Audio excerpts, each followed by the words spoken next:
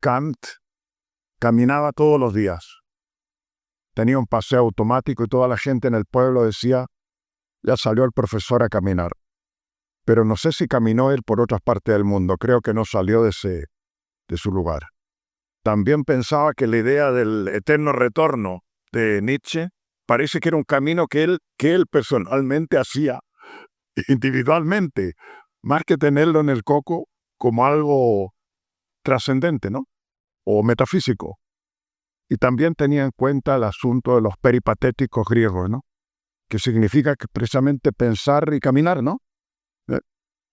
Y ellos sacaban resultados en su ética, en su moral, en su metafísica, con el caminar. Entonces tenía de fondo ese tipo de paradigmas, ¿no? Y modelos.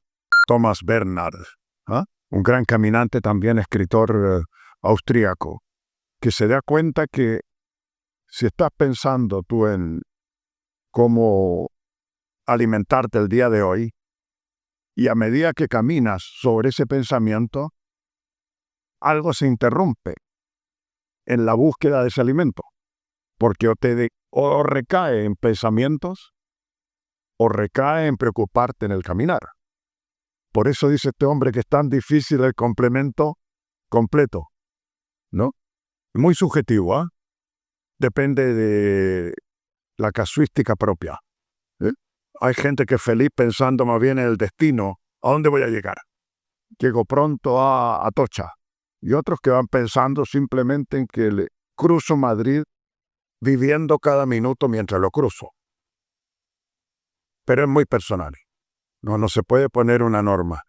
Me interesa mucho un filósofo que tiene apellido Wittgenstein. Una cosa hablar a Dios y otra hablar de Dios a otro. Claro, de entrada puede perturbar, pero una cosa es hablar a Dios, ¿vale? Un sacerdote, una monja, alguien consagrado, habla a Dios. Pero para mí ahí se privatiza, se hace privada la fe. Y otra, hablar de Dios a otros, ¿vale? El predicador que habla a Dios a otro y le da un sentido público a ese discurso. Pero me llamó mucho la atención porque ese filósofo le seguía un poquito la pista y le pincho algunos aforismos, ¿no? Han criticado mucho a Freud de que cómo va a ser posible que por los sueños vamos a descifrar el contenido de la personalidad de alguien. Pero en algún momento, cuando este hombre se sintió interesado por ese mundo onírico, dijo, tiene algo que ver con la vida diurna, práctica cotidiana.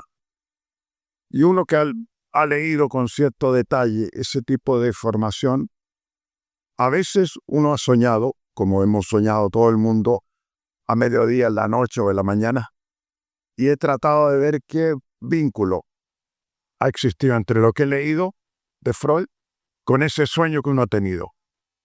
Y uno, a su modo, trata de encontrar caminos comunes.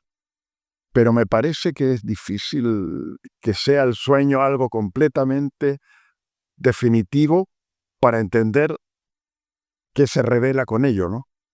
Pueden ser una locura. Dicen que el cerebro está loco mientras sueña y por tanto tener las riendas mientras uno sueña de lo que hay que hacer resulta equívoco, ¿no? Pero sí, no está de más insistir en qué pasa con los sueños de uno cuando Freud ha dicho tal y tal cosa, ¿no?